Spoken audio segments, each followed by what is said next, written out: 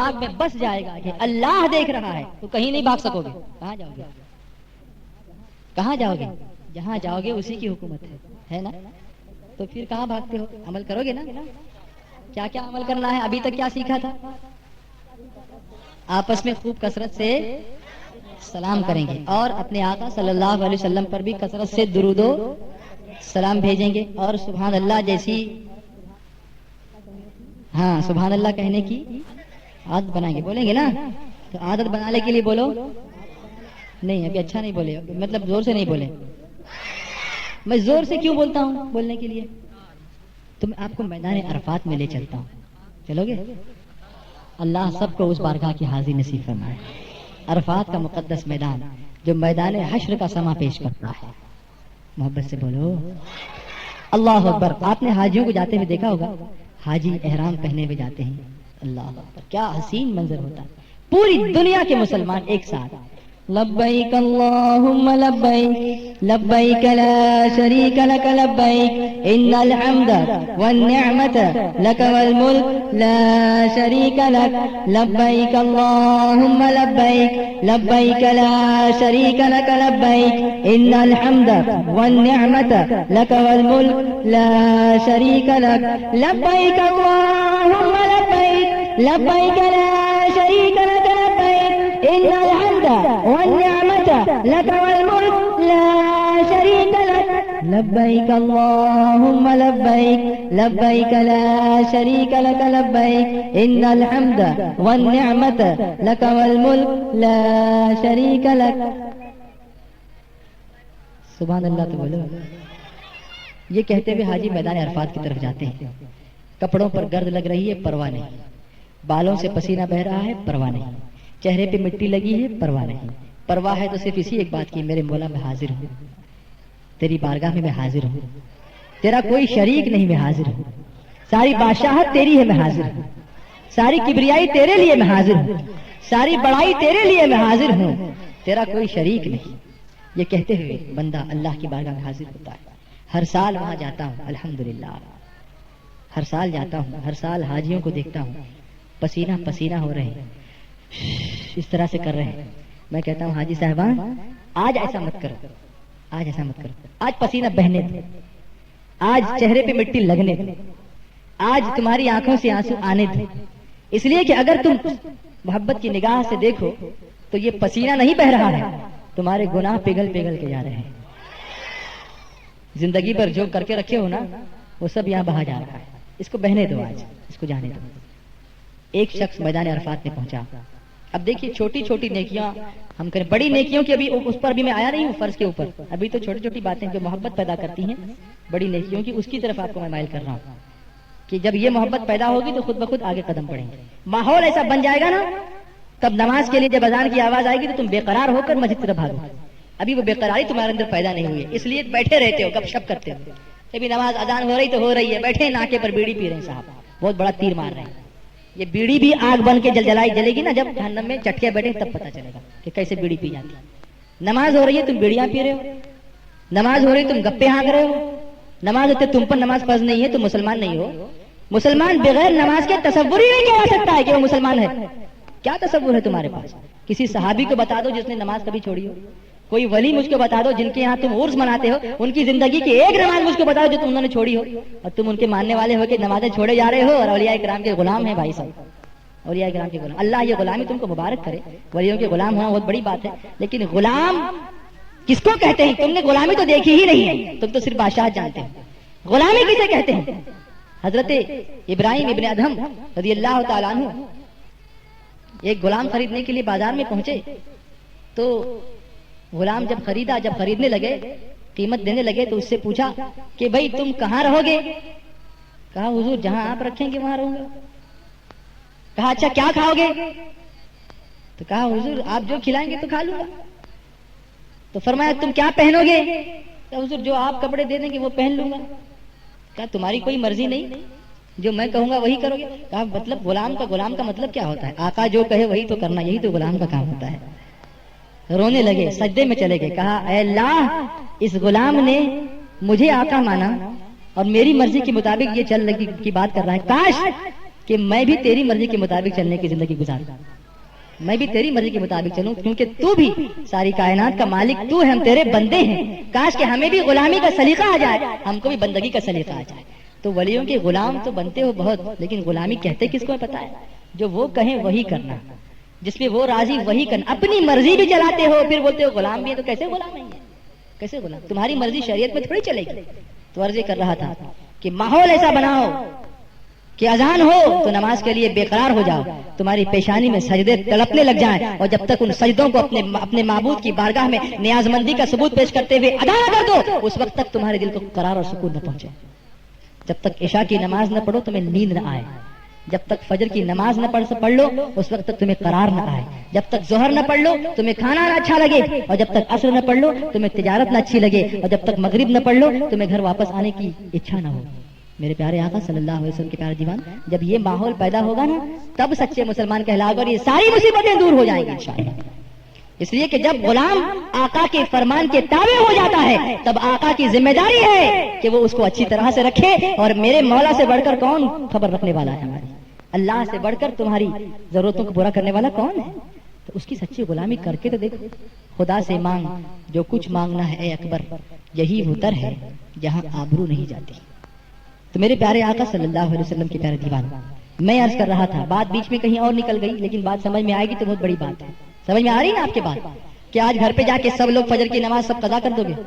یہ عورتیں بیٹھی ان سے بھی میں کہہ رہا ہوں، تم اٹھو، اپنے شوہر کو اٹھاؤ، اپنے بچوں کو اٹھاؤ۔ بات پھر آئی ہے تو میں آپ کو پھر بتاتا ہوں۔ اللہ اکبر۔ حضور رحمت عالم صلی اللہ علیہ وسلم نے بے شمار لوگوں کے لیے دعا فرمائی۔ آج تمہیں کوئی تکلیف ہوتی ہے تو تم اپنے پیر و مرشد کے پاس جاتے ہو، اپنے بزرگ کے پاس جاتے ہو، کسی مولانا صاحب کے پاس جاتے ہو، کبھی امام صاحب کے پاس جاتے ہو، کبھی کسی بڑے آدمی کے پاس جاتے ہو، کبھی کسی گھر کے بزرگ کے پاس جاتے ہو۔ حضور ہمارے لیے دعا کر دیں، حضور ہماری سلامتی کی دعا کر دیں، حضور ہماری پریشانی دور ہونے کی دعا کر دیں، حضور ہمارے لیے کاروبار میں برکت کی دعا کر دیں۔ اللہ اکبر۔ میرے آقا صلی اللہ علیہ وسلم سے بڑھ کر دعا کرنے والا اور کون ہو سکتا ہے؟ اور ان کی دعا سے بڑھ کر مقبول دعا کسی اور کی کہاں ہو سکتی ہے؟ اجابت کا صحرا، عنایت کا جوڑا، دلہن بن کے نکلی دعائے محبت محمد، اور اجابت سے بڑھ کر گلے سے لگایا بڑی ناز سے جب دعائے محمد صلی اللہ علیہ وسلم، سرور کائنات صلی اللہ علیہ وسلم سے بڑھ کر دعا کرنے والا اور کون ہو سکتا ہے؟ اور اگر وہ کسی کے لیے دعا فرما دیں، جیسے میں آپ کے لیے کہوں کہ تم جاؤ اپنے پیر و مرشد کے پاس اور ان سے یہ کہو کہ حضور ہمارے لیے صرف اتنی آپ دعا فرما دیں کہ ہمارا گھر سلامت رہے،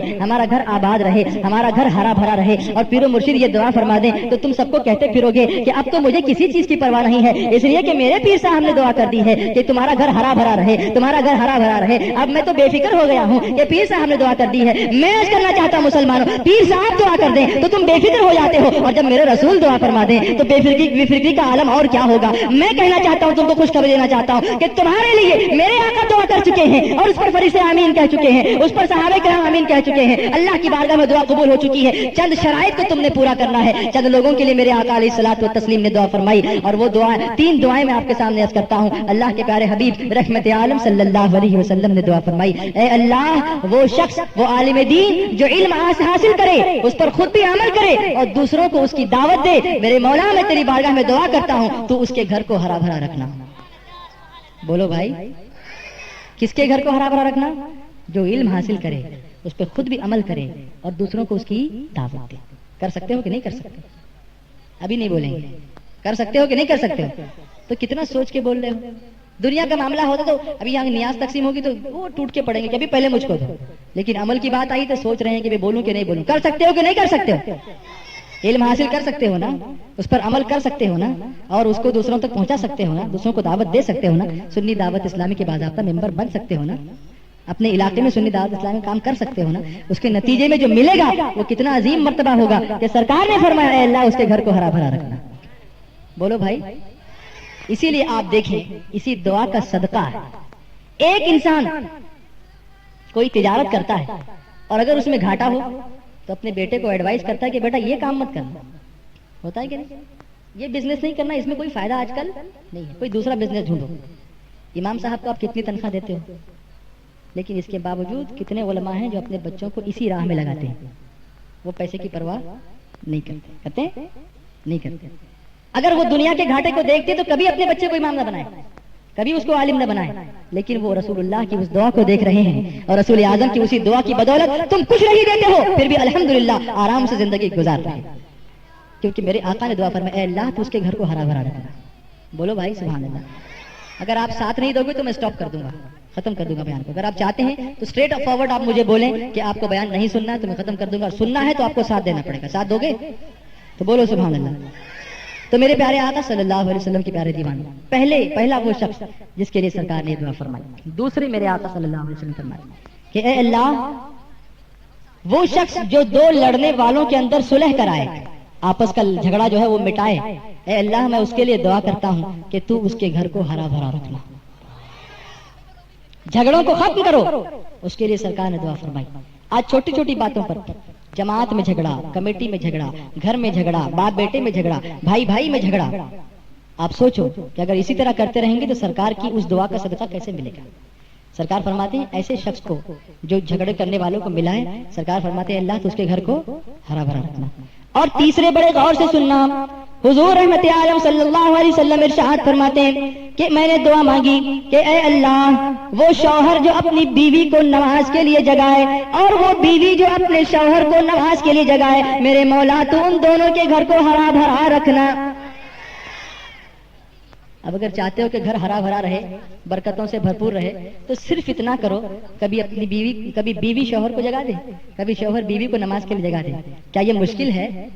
بولو بھائی نہیں ہے نا. پھر اگر اس کے بدلے میں ملنے والی دنیا کی برکتیں دیکھو, آخرت کی برکتیں دیکھو, تو کوئی بڑی بات نہیں ہے, کوئی مشکل بات نہیں ہے. آج سے یہ عہد کرو کہ اپنے گھر میں اگر بیوی موجود ہے تو بیوی کو تم نماز کے لیے جگاؤ گے, اور بیویاں یہ عہد کر لیں کہ اپنے شوہر کو نماز کے لیے جگائیں گی. اور اگر ابھی تک شادی نہیں ہوئی ہے تو اپنے گھر والوں کو رب کے نماز کے لیے جگاؤ, اور جب شادی ہو جائے تو اپنی بیوی کو نماز کے لیے جگاؤ. رسول اعظم صلی اللہ علیہ وسلم کی اس دعا کا صدقہ یقیناً تم کو ملے گا, اور تم کبھی نہ دنیا میں رسوا ہوں گے نہ آخرت میں رسوا ہوں گے.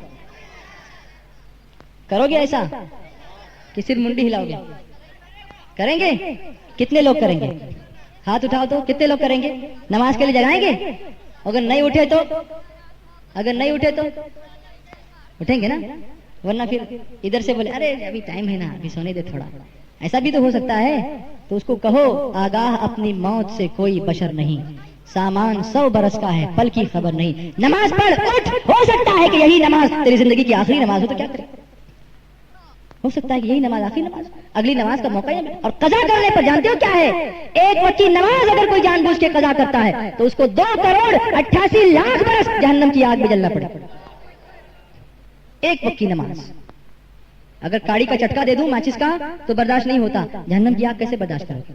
اور اسی وجہ سے مسلمانوں نمازیں قضا ہو رہی ہیں, سنتیں ترک ہو رہی ہیں, ماں باپ کی نافرمانی ہو رہی ہے, گناہ پر گناہ کیے جا رہے ہو, اور اسی وجہ سے گرمی بڑھتی چلی جا رہی ہے, پانی کم ہوتا چلا جا رہا ہے, بارش رحمت نازل ہونے سے روٹتی ہوئی نظر آ رہی ہے, اور تم ہو کہ توبہ نہیں کر رہے ہو. ارے توبہ کرو, استغفار کرو, اپنے گناہوں سے معافی مانگو, اللہ کی رحمت تم پر ضرور نازل ہوگی.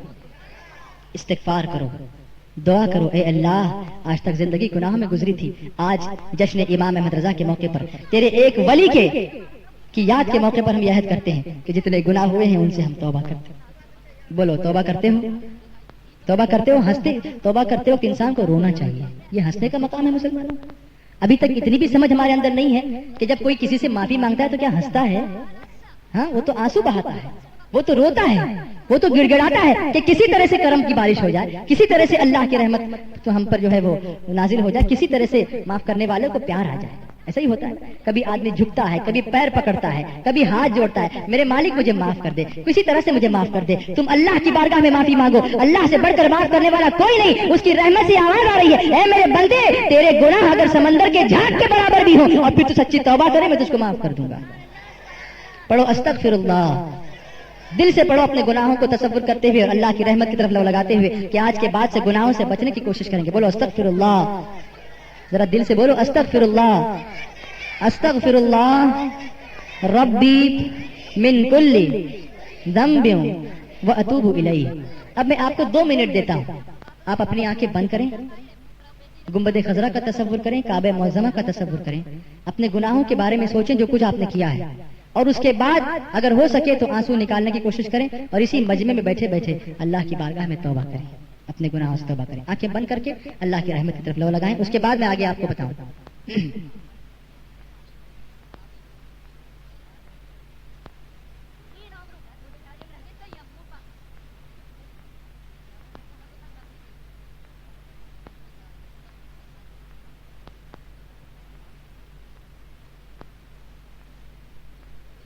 جا ہے یہ میری،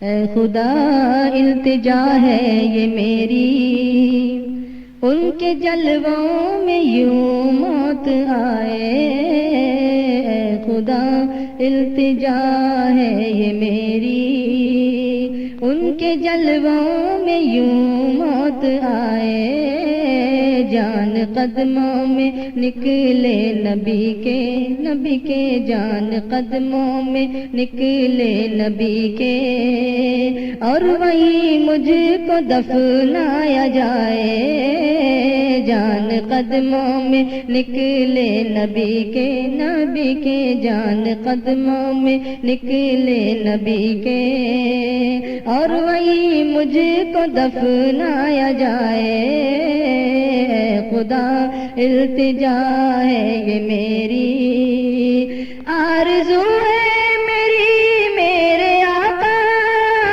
موت آئے تو اس طرح آئے، موت آئے تو اس طرح آئے، آرزو ہے میری میرے آقا موت آئے تو اس طرح آئے، موت آئے تو اس طرح آئے، دھوم سے نکلے میرا جنازہ، جنازہ دھوم سے نکلے میرا جنازہ، میری میت مدینے کو جائے، دھوم سے نکلے میرا جنازہ، جنازہ دھوم سے نکلے میرا جنازہ، میری میت مدینے کو جائے، اے خدا التجا ہے یہ میری، ان کے جلووں میں یوں موت آئے، جان قدموں میں نکلے نبی کے جان قدموں میں نکلے نبی کے، اور وہی مجھ کو دفنایا جائے، اے خدا التجا ہے یہ میری،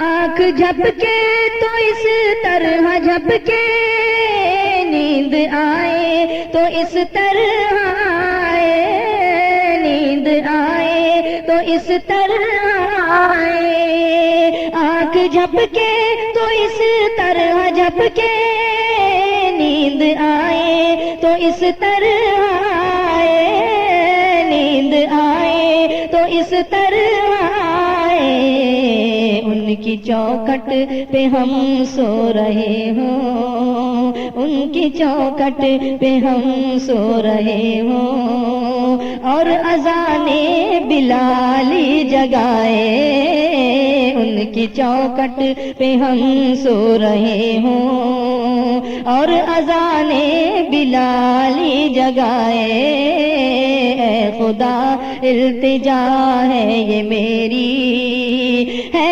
سہارا ہمیں مصطفیٰ کا، چھوڑتی ہے جو دنیا، چھوڑتی ہے جو دنیا، ہے سہارا ہمیں مصطفیٰ کا، چھوڑتی ہے جو دنیا، چھوڑتی ہے جو دنیا، ہم سے دامن نبی کا نہ چھوٹے، نہ چھوٹے، ہم سے دامن نبی کا نہ چھوٹے، چاہے سارا جہاں چھوٹ جائے، ہم سے دامن نبی کا نہ چھوٹے، چاہے سارا جہاں چھوٹ جائے، اے خدا التجا ہے یہ میری، ان کے جلووں میں یوں موت آئے، جان قدموں میں نکلے نبی کے، اور وہیں مجھ کو دفنایا جائے۔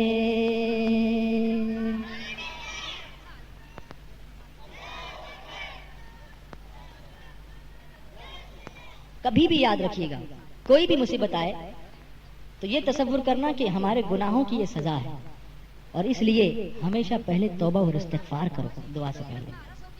کوئی بھی دعا کرو اس سے پہلے توبہ اور استغفار کرو, اپنے گناہوں کے اوپر نادم ہو کر, اپنے گناہوں پر شرمندہ ہو, اور پھر اپنے نبی پر درود و سلام بھیج کر دعا کے لیے ہاتھ اٹھاؤ, اور نہ قبول ہو تو مجھ سے پوچھنا, یقیناً تمہاری دعا قبول ہوگی. لیکن مانگنے کا سلیقہ تو سیکھو, اس کی بارگاہ میں مانگنے کا طریقہ تو سیکھو.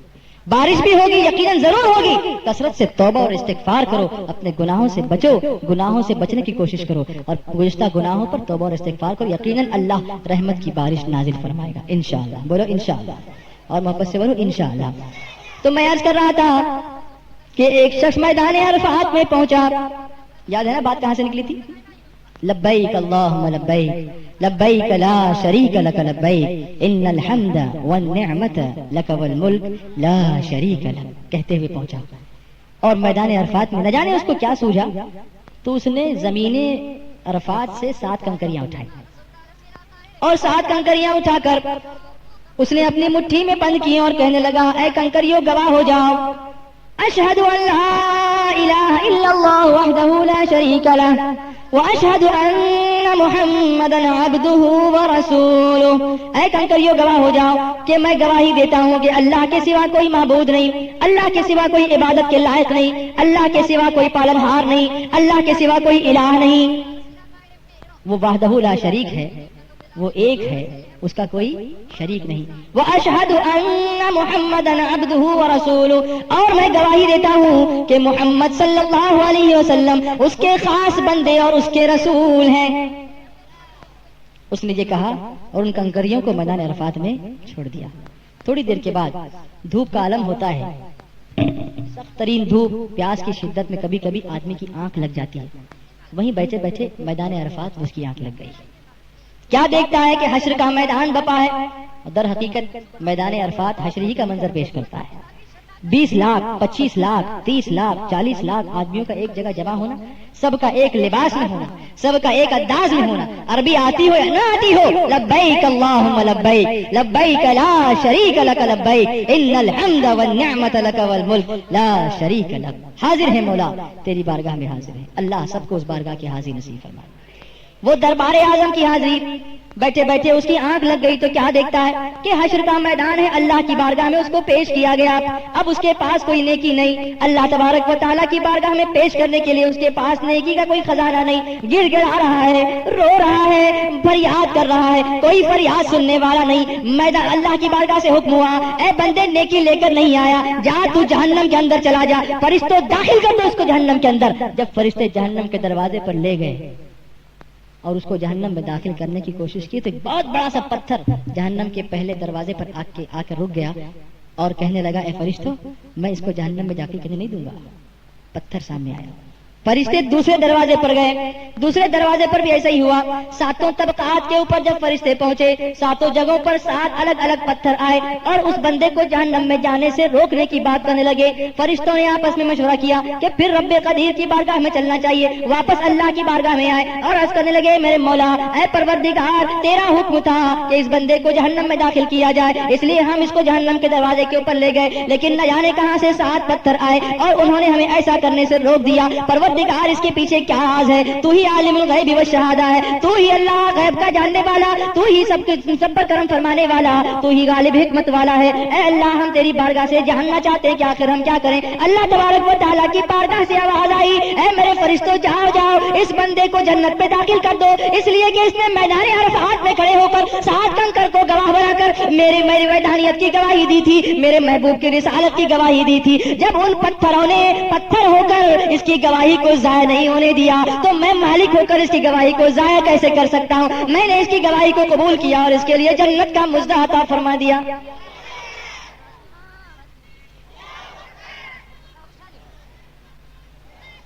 بات سمجھ میں آئی؟ اسی لیے کہتا ہوں, زور سے کہو گے نہ جانے کون کون سا پتھر گواہ بن جائے اس میدان کا, نہ جانے کہاں کہاں تک آواز پہنچے, نہ جانے کون سا پیڑ تمہاری آواز سن لے, نہ جانے کون سی کنکری تمہاری آواز سن لے, نہ جانے ریت کے کتنے ذرے تمہاری آواز سن لے, اور کل بروز قیامت تمہارے اور جہنم کے درمیان آیا بن جائے اور عرض کرے, مولا ہم نے سنا تھا, اس نے سبحان اللہ کہا تھا, قبول کر لے, معاف کر دے. یقیناً بخشش ہو جائے گی. اس لیے نیکیاں کرو, نیکی کی عادت ڈالو. گھر میں نیکیاں کرو، باہر نیکیاں کرو، بازار میں نیکیاں کرو. ارے میں تم کو کیا بتاؤں، تم چاہو تو اپنی ہر ایک سانس کو نیکی میں تبدیل کر دو. بولو بھائی، تم چاہو تو اپنی ہر سانس کو نیکی میں تبدیل کر. جیسے راستے سے گزر رہے ہو، ہے نا، راستے سے گزرتے گزرتے کوئی غیر کی عبادت گاہ تم کو نظر آ گئی. غیر کی عبادت گاہ سمجھتے ہو نا، دوسرے مذہب کا ماننے والا کوئی، اس کی کوئی عبادت گاہ ہے. اب تم اس کو دیکھنے کے بعد بھی اگر اپنے رب کو یاد کرو، تم اگر اس کو دیکھنے کے بعد پڑھو، چاہے کسی بھی مذہب کی عبادت گاہ ہو، تم پڑھو لا الہ الا اللہ وحدہ لا شریک لہ لہ الملک ولہ الحمد یحیی ویمیت وہو حی لا یموت لا نعبد الا ایاہ ابدا ابدا بیدہ الخیر وہو علی کل شیء قدیر. اگر اتنا نہ یاد ہو سکے تو کم سے کم چاروں کلمہ توحید تو یاد ہوگا ہی. لا الہ الا اللہ وحدہ لا شریک لہ لہ الملک ولہ الحمد یحیی